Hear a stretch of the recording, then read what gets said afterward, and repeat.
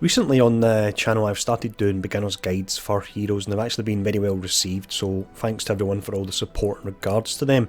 Now, on a Reddit thread that I actually posted for this beginner's guide, I got a comment from a user that really got me thinking about some ISO in the game that I'd picked up during my playtime that I had potentially overlooked. Now, having spent more time playing around with these particular ISOs, I can say without a doubt I massively overlooked these. They are completely awesome. How does a Wolverine with flaming claws sound? How does Gamora with an electric sword, or perhaps Loki where you can charge his ice scepter with frost to do additional damage and actually freeze enemies via that? How good does that sound? It sounds pretty awesome. So in this video, what I'm going to do first is I'm going to bring up the comment that actually caused me to go back and look at these ISOs in more detail, and then from there I spent a fair bit of time testing, trying to work out the numbers and seeing which heroes these ISOs would actually apply to. So in this video we will cover all of that. Now first off, let's jump to the comment in question. The comment in question then was from Crispin R. Now I'm not going to read out the whole comment, but the general gist of this was that in my beginner's guide I talked about running a tank support building cap with a brawler on the side, and as part of the brawler setup, the ISOs I suggested were the likes of your flat damage ones, or ones that would increase strength that would work well on them. Now Cap, like I think it's 15 other heroes in the game, and I've actually got a list of them that I'll bring up later, but Cap within his hero trait has something known as element, and what that means is that elemental ISOs can actually apply to the weapon on that particular character. So for Captain America, he has all three elements available, so that means you can add fire, you can add shock, and you can also add ice to his shield, and they'll do different things. The fire adds a burn, the shock will stun, and the ice will actually stun as well, so they give you an element of crowd control. Now as mentioned, it was something I completely overlooked, but with Crispin's comment I decided to go back and look at the ISOs I have and play around with this, and the results have been pretty awesome. So before we go in, and in this video I will break down the numbers and the results I've managed to get, but before we do that I'll show you the specific ISO that we're talking about and where you actually get this. The ISOs in question then are AA orange ISOs. Now I know 2 out of the 3 of these that had the permanent buff without any downsides I got via the final Omega Rift. The ice one, I'm not actually sure where I got it, to be honest, so if you know, do let me know in the comments below and I will add that as a pinned post. But you can see the first 3 here, and as mentioned they can add the element with 0 downsides. So you've got shock, we also have ice, and then finally we have fire. Now when you're playing through the game you can find an additional orange AA ISO, and this one here permanently adds ice, for example, to the user, but you can see the text goes on. This, when you equip it, you will take increased damage, but the trade-off I would say is definitely worthwhile here, and it's something you can make up for in other ways via the alliance enhancement system. For example, go in and stack health and that'll make up the difference here, and the element is a ton of fun, as already mentioned a few times. Now that's the ISO in question, so what we're going to do is look at the characters that can equip it, and we've got 15 in total here.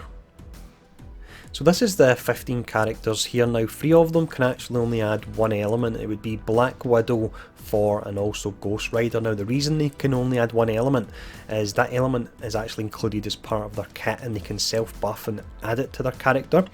Does however have quite a low uptime, so if you run out of energy and you can't use the respective ability, then you'll find that you won't actually have 100% uptime on that particular element.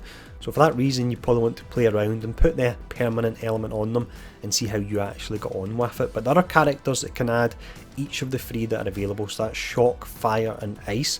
It would be Black Panther, Captain America, Daredevil, Deadpool, he looks great, his sword lights up when you do that. You've got Drax, Elektra, Gamora, Loki, we've already talked about the ice scepter you can have, which is amazing.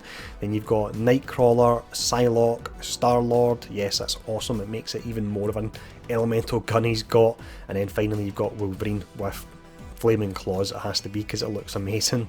Now what do you get other than awesome visuals as part of these? So as already touched on to an extent, each of the 3 elements offer different crowd control options. So the first one is fire, that allows you to apply burn to characters, and it looks like you apply that burn straight away.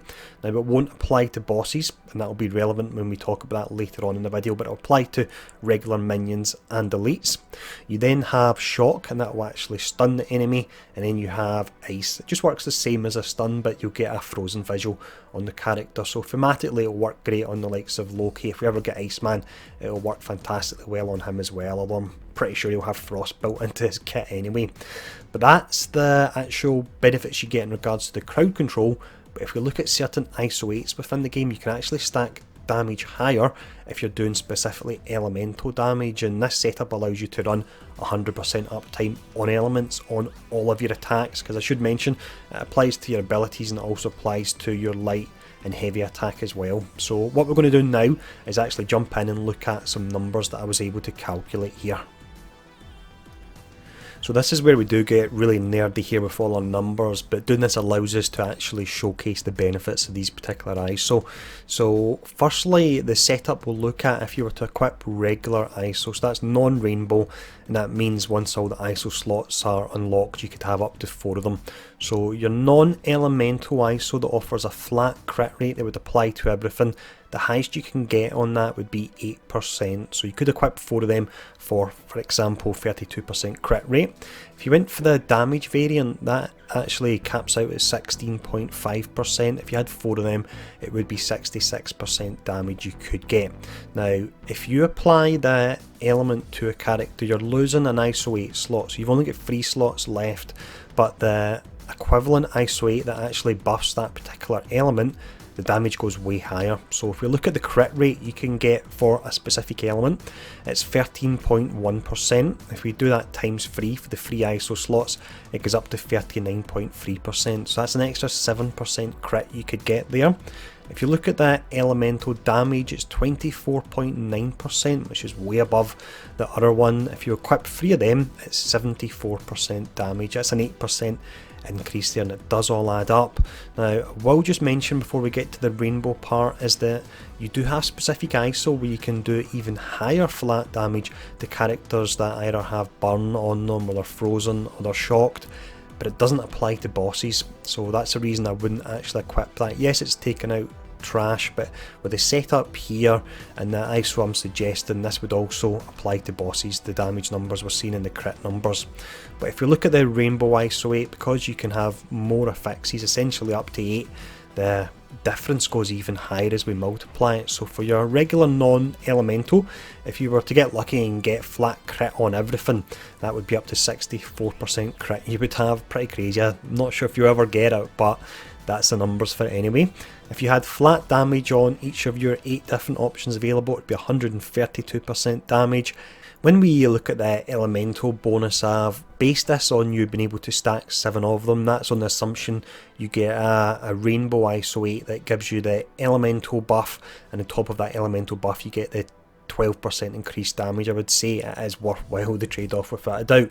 But if you look at the max crit you could get on this, if you had it on every slot, it would be 91.7% crit, so that's round to about 28% more. Elemental damage wise, if you stack this in every slot, you'd be looking at 174%, so that's over 40% higher than if you were just to run with the flat damage. Now not only are you gaining the additional potential crit chance and flat damage when you're running elemental attacks, but you're getting the crowd control as well. And then finally, you're also getting these awesome visuals. You can see them on screen at the moment.